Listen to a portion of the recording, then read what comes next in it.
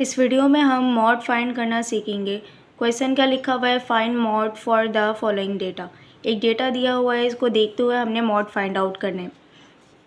इससे पहले की वीडियोस में हमने अर्थमेटिक मीन, ज्योमेट्रिक मीन और हार्मोनिक मीन को डिटेल में पढ़ा है कि अगर हमारे पास फ्रीक्वेंसी डिस्ट्रीब्यूशन गिवन है तो अर्थमेटिक मीन और ज्योमेट्रिक मीन और हार्मोनिक मीन को किस तरह से फाइंड किया जा सकता है।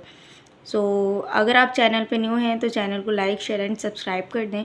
क्वेश्चन को सॉल्व करने स्टार्ट करते हैं। अगर आपके पास इस तरह से डेटा दिया हुआ है तो सबसे पहले first arrange the data in ascending order. First we arrange the data in ascending order. Data को हमने असेंडिंग ऑर्डर में अरेंज करना है। तो सबसे पहले हमारे पास यहाँ पे 9 है, 9, देन अगेन 9, देन 10, 10, 11 है, फिर हमारे पास 3 मरतबा 11 है तो 11, 11, 11, देन 12, 13, 14, 15 एंड 16। यह हमने अपने डेटा को असेंडिंग ऑर्डर में अरेंज कर लिया। अब मॉड क्या होते हैं, सबसे ज़्यादा जो रिपीटेड वैल्यू होती है आपके डेटा में उसको हम मॉड कहते हैं। 9 हमारे पास 2 टाइम आ रहा है, 10 भी हमारे पास 2 टाइम आ रहा है, 11 हमारे पास 3 टाइम आ रहा है, 12 1 टाइम आ रहा है, 13 1 टाइम आ रहा है, 14 1 टाइम आ रहा है, 15 1 टाइम आ रहा है और 16 भी 1 टाइम आ रहा है। तो सबसे ज़्यादा रिपीटेड वैल्यू क्या है, हमारे पास 11 है, तो हमारे पास मॉड क्या आ जाएगा इस डेटा का, 11।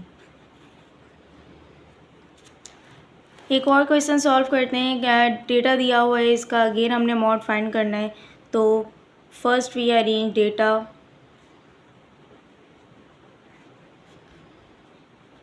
इन ascending order.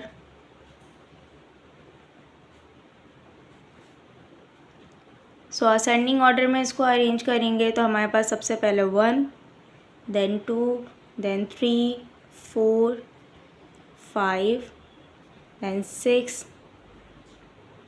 then 8, then 12 and then 17। ये हमने असेंडिंग ऑर्डर में अरेंज कर लिए। अब असेंडिंग ऑर्डर में अरेंज करने के बाद देखेंगे वैल्यूज़ अगर कोई रिपीट हो रही है, ये भी 1 टाइम आ रहा है, 1 टाइम, तमाम वैल्यूज़ हमारे पास 1 टाइम रिपीट हो रही हैं। कोई भी वैल्यू ऐसी नहीं है जो यहाँ पे हमारे पास रिपीट हो रही हो। There is no mod.